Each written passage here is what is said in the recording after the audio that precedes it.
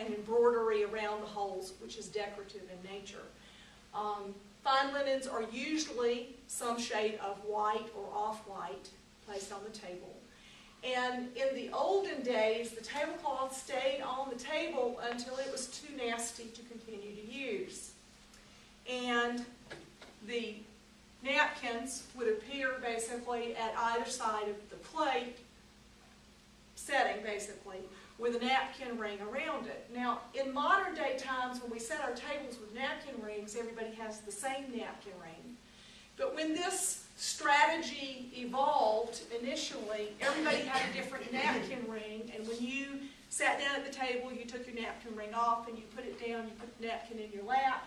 You used your napkin through the meal, and when you were finished with your meal, you folded your napkin and you put your napkin ring back on.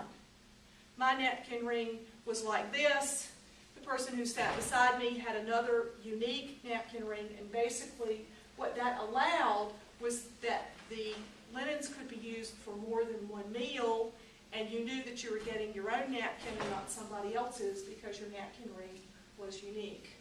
Now, we have evolved in modern times that we put all the same matching stuff on our tables, but that is not originally how that tool was used. Basically, this was done because doing laundry was a big deal. Laundry was done basically several times a month, not on a daily basis with the modern conveniences that we have, but rather with an open pot of water out in the yard, scrubbing basically in big wash tubs and hanging it on the line, and then starching and ironing as seldom as possible because it was back-breaking work. And usually they brought people in to do that. So you would appreciate that you would want to use this until it was just too unsanitary to use. And basically the way you conveyed that, if you thought your napkin was dirty or you had a spill and you'd mop something up, instead of putting your napkin ring back on the napkin at the end of the meal, you left your napkin ring beside your empty place setting, and a new napkin would be given to you for the next meal. But your ring remained the same. Okay? So everybody understands the significance of that. All right, so let's talk about what we see in front of us. First of all, I've put courses of meals basically on the board. Now maybe you've heard the term a 5-course dinner and wondered what that meant. Basically what you see on the board is a list of possible courses here, any combination of which each one counts as a course. And it's called that because basically servants would come in and serve and carry away. And one cycle is called a course, and therefore, however many series of services you had, that's how many courses your meal was. Okay? We begin here basically with cocktails, wine, aperitifs, and usually in American culture we do that on the hoof, basically as a standing exercise before we go into the dining room. We have a bar area or bar service where people circulate and offer you drinks while you're standing, and maybe you have a buffet or some circulated or passed hors d'oeuvres on a tray with somebody circulating basically through the crowd. So we're not usually sitting down here in the United States for appetizers or for cocktails. And I brought some different utensils here to show you. This is what we call a highball glass. So if your poison of choice is Seagram 7 and 7, this is what you would typically get it in. Bourbon, Scotch, those types of hard liquors on the rocks, or straight up without ice or liquid added if you're a real hardcore drinker. Neat, as they say sometimes, would be served typically in a highball glass. This is a Pilsner. So if you are a beer drinker, ale, what we would call carbonated or fuzzy drinks, typically served in a Pilsner glass, appropriately served in this, poured down the side of the glass to minimize the foam so that the carbonation which is present in the drink stays basically in the drink. And the glass shape is designed to hold on to that carbonation as long as possible. So it makes it pleasant, basically, for you to continue to drink it even after it's been served for a while. This is a juice glass. If you're not an alcohol drinker, you may get juices or carbonated drink or something in a glass similar to this. This is commonly used principally for children. Okay? These other ones we'll talk about a little later. All right, so cocktails typically are circulated, appetizers, again, on top, usually with a napkin, or in some cases with a small glass plate. We have numerous appetizers that are being passed around. And they're usually finger foods. Very appropriate just to use your hands, basically, to use them. At some point when the cocktail hour is over, the hostess will invite, basically, people to go into the dining room. You may have, if this is a formal seated dinner, a place card which indicates where you are to sit, or you may be directed by your hostess to where she wants you to sit. It's appropriate to ask, okay?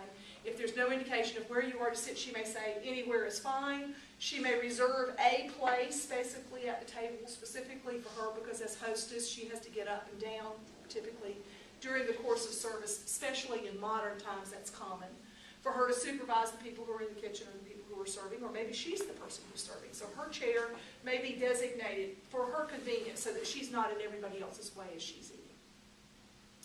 When you sit down at the table, you should look immediately to the head of the table where your host or hostess sits. Now, if we have a man and a wife, basically, in the household, usually the host, the male, sits at the head of the table. And depending upon the kitchen and dining room arrangement, the wife either sits to her husband's left or she sits at the opposing end of the table. Okay? So that you have your host and hostess at opposite ends of the table. And the purpose of this is very simple. In old times, we did that so that the person who knew everybody at the table could engage in conversation, make introductions, and facilitate the social interaction. Because the man at the head of the table knows everybody that's been invited, and the woman at the foot of the table knows everyone who has been invited, and she can get sort of the conversation ball rolling. All right. Not so important these days because we tend to draw our social circles much smaller. We don't invite people we don't know to our house for this kind of entertainment. But that's the origin, basically, of that tradition. Now, the woman, if she sits close to her husband, sits to the left, because the guest of honor always sits to the right of the host. So if we were having this in honor of a particular person, you can distinguish who the person of honor is because that person always sits to the right of the host or hostess. Okay. You sit down at the table and then you look immediately to the head of the table because you're looking for a signal to begin. When the host takes his napkin ring off of his napkin and puts his napkin in his lap, then you do likewise. Until then, you don't do anything. Okay? And again, you're always looking sort of to the head of the table for, okay, is it okay to begin the course? And we'll talk about when we start serving things, basically you wait till everybody has this course in front of them. The host typically waits until everybody has food in front of them before he picks up his fork. Okay? And so you do likewise. Don't start till everybody else does. All right, so we've had cocktails and appetizers. The first thing which will be served at the table typically is ice water into the stemmed water glass. They're always a short stem glass, and it may in fact be a tumbler like this, usually holding 8 to 12 ounces. Okay, so the water glass typically has more volume because this is what we drink basically as we go along. And we drink water to avoid overindulging in the other, typically alcoholic fluids that are being served. So that glass will typically sit farthest in, if you will, in your series of glasses because it's going to remain on the table constantly. It never leaves. All right, so it's going to sit typically at the point of the knife or just slightly inward of that. As you look at your table, you have fork silverware basically on the left-hand side of the place setting, then knives and spoon on the right-hand side of the place setting. What you see here underneath the dinner plate is called a charger. They've been very popular lately as a decorative item. They have their origin basically in Victorian England. They are used as a placeholder.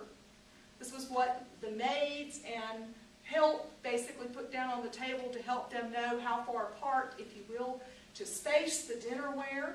It remains on the table through several courses, and I'll explain basically as we serve courses when that charger eventually comes off. Typically is when we serve any form of red meat or anything after fish. It's going to come off basically with the fish.